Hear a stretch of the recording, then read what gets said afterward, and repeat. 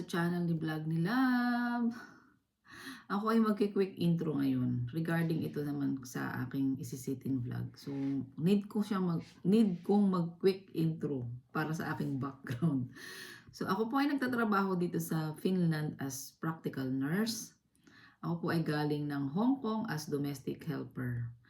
So, domestic helper ako doon for 8 years. So, dito lang po ako talaga nag-aral sa Finland ng pagiging care assistant at pagiging practical nurse.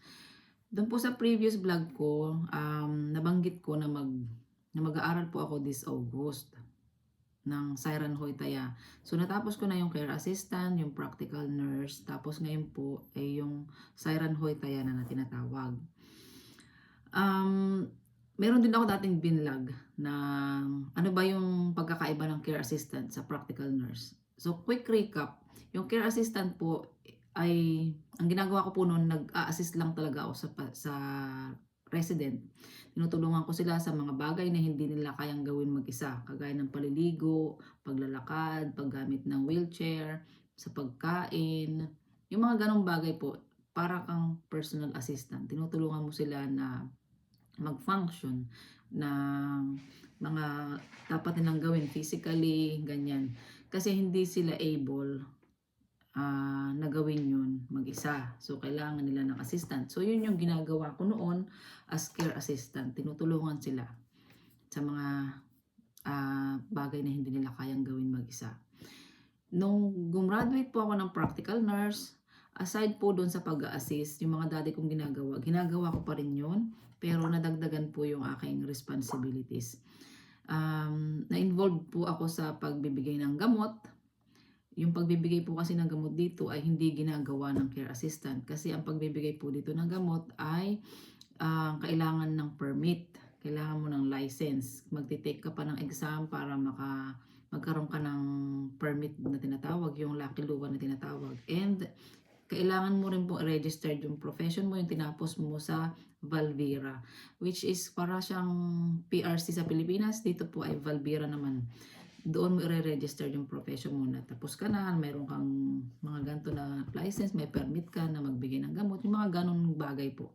So, malaki po yung pagkakaiba ng care assistant doon sa practical nursing. Aside po doon sa pag-assist at pagbibigay ng gamot, yung practical nurse po ay involved na rin doon sa tinatawag na implementation plan ng resident. Gumagawa na rin po kami noon, nag-a-update na rin po kami noon. Aside po dun sa implementation plan nila, ina-update na rin po namin yung kanilang resident assessment instrument. Yung tinatawag, may RIE-ED silang tinatawag. So, gumagamit kami ng resident assessment instrument para sa kanila. So, yun po ay ginagawa twice a year. So, yun po yung mga bagay na hindi ginagawa ng care assistant. Medyo malaki po yung, mabigat yung responsibility ng practical nurse. Yun. Aside doon sa mga pero mayroon pa rin mga responsibilities yung practical nurse doon mismo sa mismong work unit na tinatrabaho mo. Aside doon, mayroon pang mga ibang mga responsibility. So, kasi si ate, ito may nag-message po kasi sa akin, kasi nag-a-apply din kasi siya papunta dito sa Finland. So, tinatanong niya sa akin, gaano pa raw ba katagal ang kailangan ko na mag-aral? Tapos, ano ba to? Required po ba na mag-aral ng Siren Hoytaya after ng practical nursing? Yun. Ate, mahaba yung message mo, pero ano ko lang yung ipipinpoint ko lang kasi yung mismong tanong niya kasi kung required daw ba na mag-aral talaga ng Siren Hoytaya, yung nursing na talaga, kung equivalent doon sa atin yung mga nagtapos po sa Pilipinas, kasi marami po dito sa Finland na galing po ng Pilipinas, mga nurse po talaga sila, nagtapos po sila, mga lisensyado pa po yung mga yun, nandito po sa Finland ngayon, nagtatrabaho din po sa mga hospital, may nagtatrabaho din po sa mga home care, ganyan.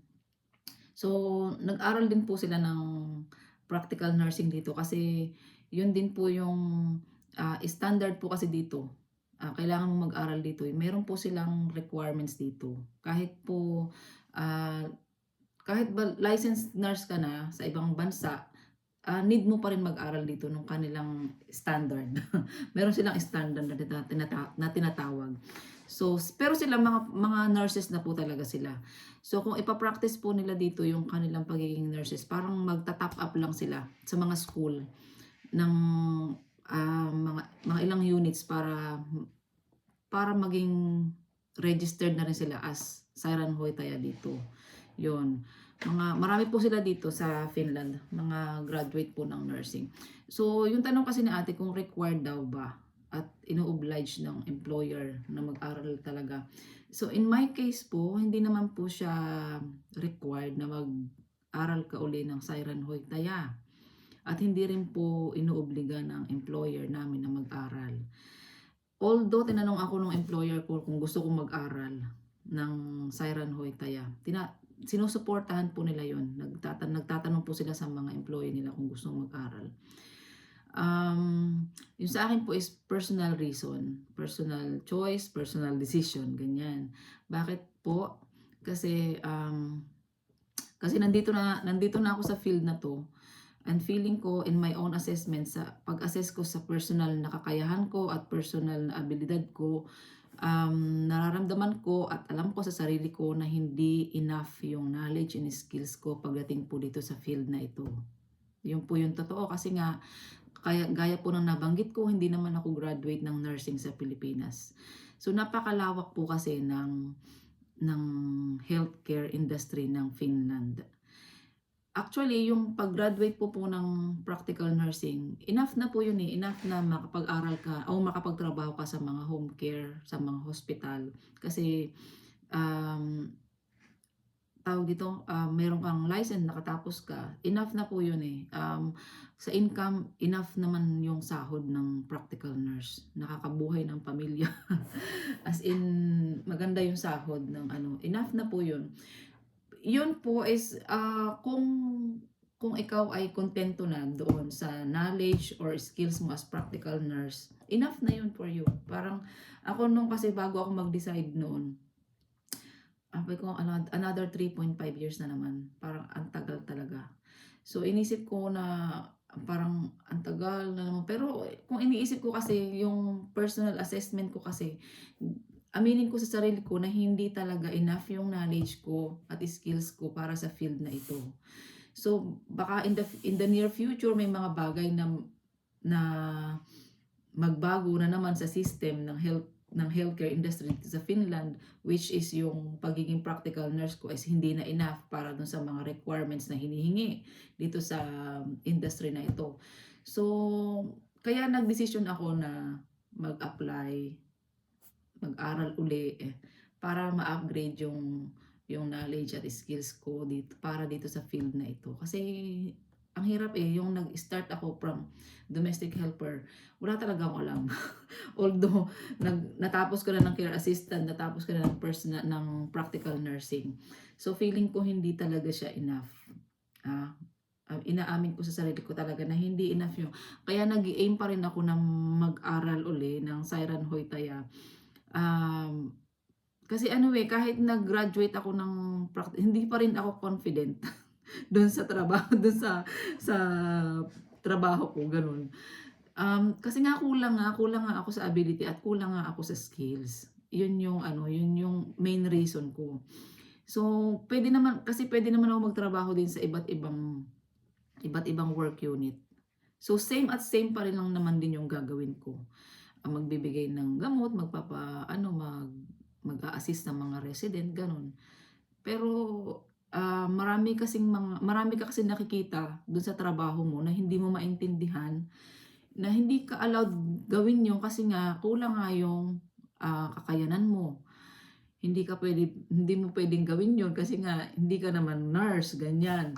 So marami kang marirealize pagdating mo doon sa work unit mo, pagdating mo kapag graduate ka na, most especially siguro kung nakapagtrabaho ako dun sa mga elderly. Nandito pa nga lang ako sa mga nwori, yung mga medyo sila mga young adults. Tapos may mga intellectual or developmental disability sila. Yung kasi yung pinractice ko. So nare-realize ko na napakalawak nung industry. So hindi talaga enough yung knowledge and skills ko pagdating dito sa field na ito. So, pangalawang reason naman, nandito ka na sa Finland eh, libre yung pag-aaral. Libre yung pag-aaral nila. Ipasa mo lang yung entrance exam. So, um, ang sinasacrifice ko lang dito is yung kita ko kasi nga kung mag-aaral nga ako, magiging half na lang yung tatrabahuin ko, 50% na lang ako dun sa trabaho.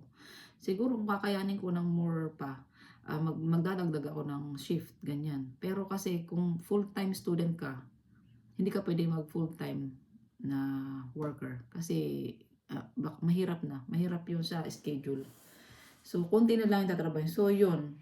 Konti na lang yung magiging trabaho. So, isa din yun sa mga reason na marami rin sa amin na hindi na ayaw ding magpatuloy kasi nga yung trabaho nga is mababawasan. Marami naman kasi sa atin na ang tawag dito, yung pinakang aim, yung goal natin is kumita ng pera. Syempre, talagang yan yung priority natin, kumita. Nandito na tayo eh, kailangan natin kumita ng pera. Yun, ganon. So, parang masasagasaan yung or masasacrifice kasi yung trabaho mo kung mag-aral ka uli ng Sairan Hoytaya. So, akin naman, sa part ko naman, saglit lang naman yung 3.5 years. Parang nung nag-start lang din ako, parang, uy, tapos na ako ng practical nurse. Napakabilis kasi ng panahon. So, yun, parang kinukuha ko yung mga opportunity na to kasi mga libre nga.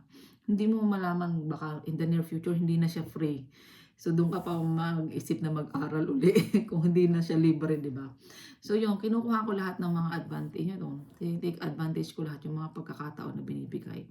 Na free naman siya. So, parang, di ba, nagtatax tayo dito. Doon ko na rin kukunin yung, yung pag-aaral ko na makapag-aral ako ng libre. Kasi taxpayer naman ako, ganyan. So, bahala na yung, yung sahod. Na konti lang yung sahod. Basta, enough pa rin na makakain ka. May pambayad ka sa apartment, ganun. So, yun yung reason kung bakit ako mag-aaral uli. Hindi siya ate required or hindi siya mandatory o hindi siya inobliga ng employer. Kung gusto mo na doon ka na lang sa practical nursing, okay lang. As in, makakapagtrabaho ka pa rin dito ng tuloy-tuloy. Sapat na rin yun. Ito kasi is personal ko talaga na choice. Ganyan. Gusto ko siya na mapalawak pa yung skills ko, yung kaalaman ko. Kasi nandito na ako sa field na ito eh. Kasing limit kasi yung limitado kasi yung kaalaman mo o yung pwede mong gawin kung practical nurse ka lang. Yun. So, mas marami kang magiging opportunity, mas marami kang pwedeng gawin kapag ikaw ay nag-graduate na ng Sairan Hoytaya. Mas marami kang magagawa kaysa sa practical nursing. So, yun lang po ate. Sana nasagot ko yung question mo at good luck sa pag-a-apply mo papunta dito sa Finland. Sana matanggap ka na. Yun lang po para sa mga naguguluhan. Bakit ang tagal ko nang nag-aral, mag-aaral na naman. Puro aral po talaga dito sa Finland. Basta't may mga opportunity, may pagkakataon na makapag-aral, i-grab natin kasi sayang naman. For personal growth kasi, for professional development kasi kagaya ng laging sinasabi ng kaibigan ko, there's always room for improvement. Oh, shout out kay Miss L, kay Wonders of L, yan. Yan lagi natutunan ko sa kanya. Oh, teary-eyed na naman ako, naalala na naman kita. Shout out! Yun. So, yun yung tinitake advantage ko yung mga opportunity na ganito. And kagaya na sinabi ko, it's my own choice, my personal decision. And sa personal assessment ko, hindi enough yung skills and knowledge ko para sa field na ito. So, kung meron ka pang dapat i-improve, go. Yun lang. Yun yung reason kung bakit. Pero, gaya na sinabi ko, kung gusto mo na doon ka lang sa practical nurse, walang problema. Kikita ka, makakapagtrabaho ka kasi nga in demand po dito yung practical nursing. Marami pong kailangan para sa field na ito. So sana ay nasagot ko ate. Huwag ka mag-alala kung naiinip kang mag-aral. Hindi mo kailangan mag-aral ng dire-diretso. Okay na yung hanggang doon lang sa 3 taon sa practical nurse. Hindi po. It's personal choice. Kung ma-realize mo na gusto mo, go. Yun lang po yun. Thanks for watching and see you on my next vlog. Moika, hey pa!